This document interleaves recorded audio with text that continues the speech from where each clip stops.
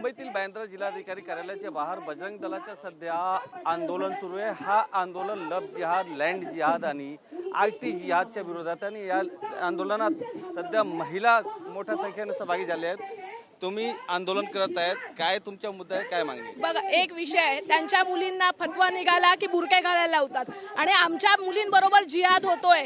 हा खूप पहिल्यापासून होते, आता प्रमाण वाढलेलं आहे आणि हे सर्व थांबलं पाहिजे। हिंदू भगिनी आता सहन करणार नाहीत, आता रस्त्यावर उतरून आम्ही आंदोलन करू। जिहाद पूर्णपणे थांबला पाहिजे। पण जे हिंदू बहिणी आहेत, हिंदू मुली आहेत, त्यांना काही संदेश देणार तुम्ही? त्यांना लक्ष ठेवा, आपल्या आजूबाजूला ओळखा आपले हे दुश्मन आणि आपल्या माता, असं काही वाटलं तुम्हाला आपल्या घरात कन्सर्न करा आणि आपल्या हिंदू संस्कृती आहे त्याला जपा। असे जिहाद, लव जिहाद, ड्रग जिहाद, लँड जिहाद, असं जिहादांचा विळकाप चाललेला आहे, खूप मोठ्या प्रमाणात चाललेला आहे। ताई, तुम्ही पण सुद्धा या आंदोलनात सहभागी झाले आहेत, काय मागणी असणार आहेत, काय सांगणार? आमच्यावर होणारा अन्याय देखील आम्ही अतिशय शांतपणे सहन करतोय, पण हे कुठपर्यंत सहन करायचं? आज जर आम्ही आलो नाही तर आमची पुढची जी पिढी आहे ती अतिशय धोक्यात राहील।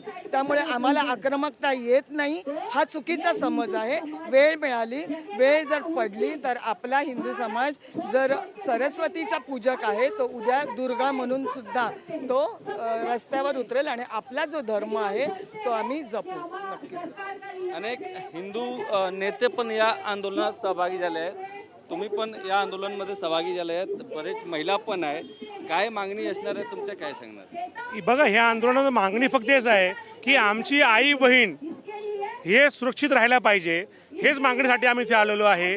हे जे जिहादी मानसिकताला हे सापाला फंड कुसलाच पाहिजे, यासाठी मी इथे आलेलो आहे।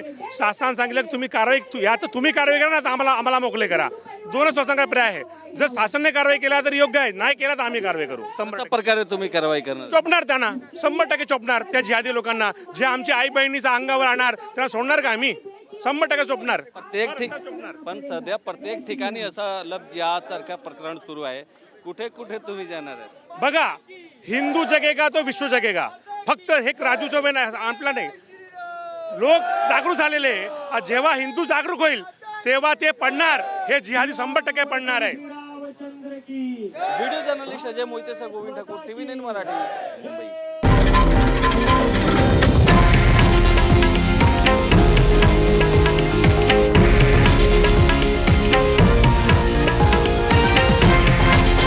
हे आहे देशातील नंबर 1 न्यूज नेटवर्क आणि आपण पाहत आहात TV9 मराठी, एकमेव।